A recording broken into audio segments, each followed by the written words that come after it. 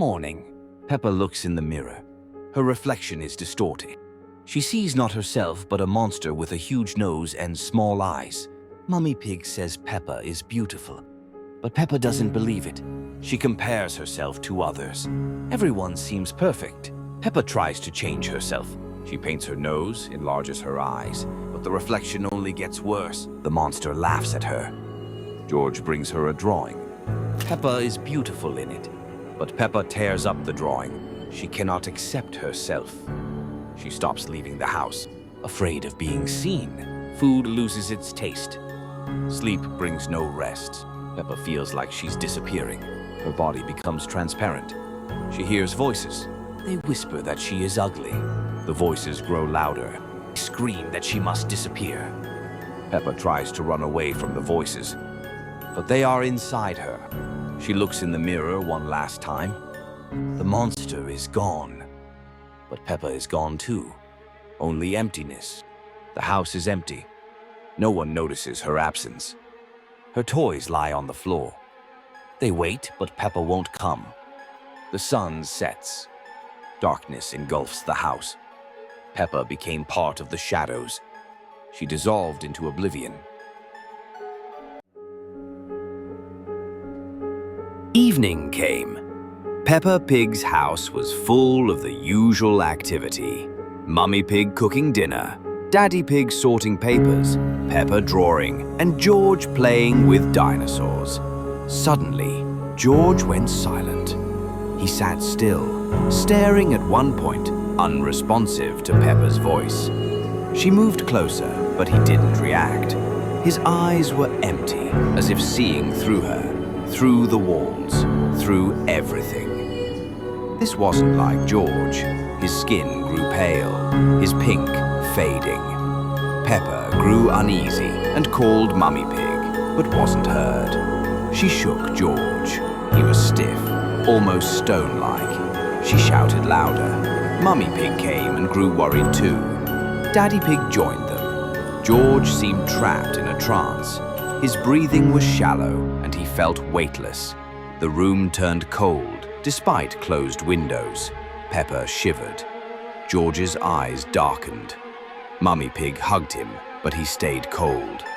Daddy Pig suggested going to Dr. Elephant. Then George suddenly stood up.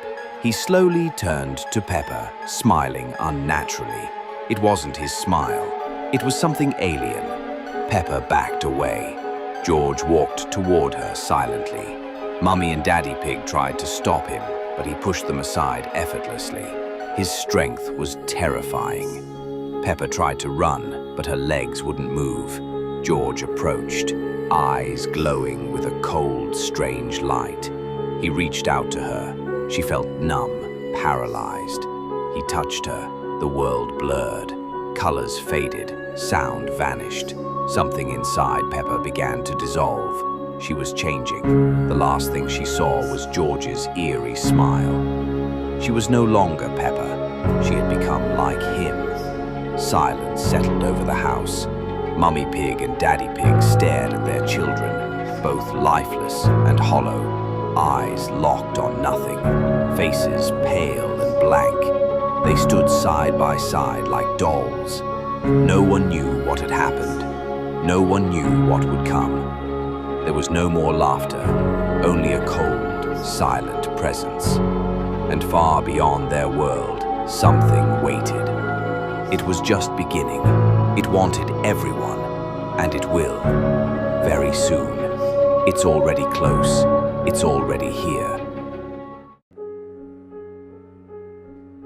The lost episode of Peppa Pig that never aired. A sunny day illuminated Peppa Pig's house, filling it with familiar laughter. Peppa and George played in their room, where a bunk bed stood against the wall, George on the bottom, Peppa on top. Mummy Pig cooked in the kitchen, and Daddy Pig read the newspaper in the living room. Everything was as usual, but a slight, barely perceptible tension hung in the air. Suddenly, there was a knock at the door, and Daddy Pig went to open it. Dr. Octopus stood on the threshold, his tentacles ominously writhing. His gaze was unusually empty, and his movements stiff. He didn't smile as he always did. Dr. Octopus entered, his steps heavy and slow. He surveyed the room, his eyes resting on Peppa and George. The children felt a chill run down their spines. Mummy Pig tried to speak to Dr. Octopus, but he only made a strange guttural sound. His tentacles began to move faster, casting an eerie shadow on the wall. Peppa and George hid under the bed, their hearts pounding. They heard strange sounds from the living room, sounds that shouldn't have been in their house. Daddy Pig tried to protect his family, but Dr. Octopus was too strong. His tentacles grabbed Daddy Pig and he vanished into the darkness. Mummy Pig screamed, her voice full of terror. She tried to run, but Dr. Octopus was faster. She too disappeared, leaving the children alone.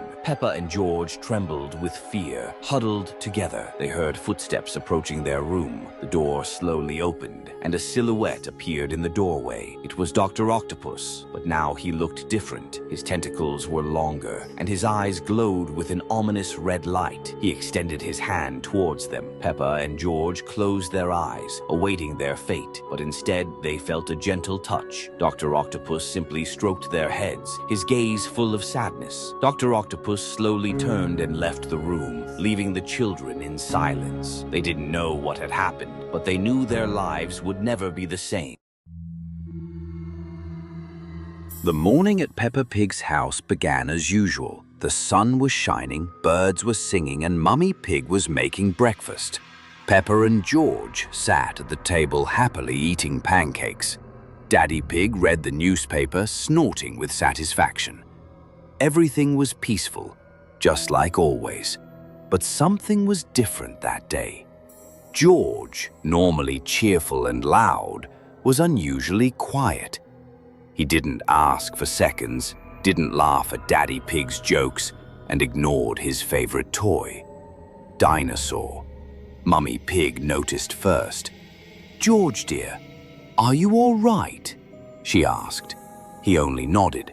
His eyes were blank, and his smile looked painted on. Peppa tried to play with him, but he turned away, staring at nothing. At the playground, where laughter usually echoed, George stayed alone. He didn't run with Pedro Pony or jump in puddles with Rebecca Rabbit. His friends, Susie Sheep and others, tried to include him, but he just waved them off like he couldn't hear them. As days passed, George became worse. He avoided people, moved stiffly, and spoke in a flat tone. He stopped playing, drawing, or watching cartoons. The only thing that interested him was an old, worn book he found in the attic. He spent hours flipping through its pages, though it had no text or pictures, only strange symbols and patterns. Peppa tried to peek, but George clutched it tightly. His eyes were cold and distant, with no trace of his usual sparkle. One night, after everyone had gone to bed, Peppa heard strange noises from George's room. Not crying or laughter, something between a whisper and a rustle. She crept to the door and opened it slightly. George was sitting on the lower bunk, and above him, his dinosaur toy hung, gently swaying as if alive. George murmured to the book, his body trembling slightly. A strange smell filled the room, like old paper mixed with something Peppa couldn't place. A chill ran down her spine. She didn't know what was happening to her brother. The next morning, George was gone. His bed was empty, and the book lay open on the floor. On one page was a drawing that hadn't been there before, a silhouette of a piglet dissolving into the strange symbols. Peppa called Mummy Pig and Daddy Pig, but they only shrugged, thinking George was playing hide and seek. But Peppa knew better. Something had changed. The world felt wrong. Familiar sounds now seemed eerie. She stared at George's empty bed, her eyes full of something deeper than childish fear. Something had taken her brother. She didn't know if he'd ever return. And the scariest part, she began to notice how the shadows in the house grew longer, and the whispers became clearer.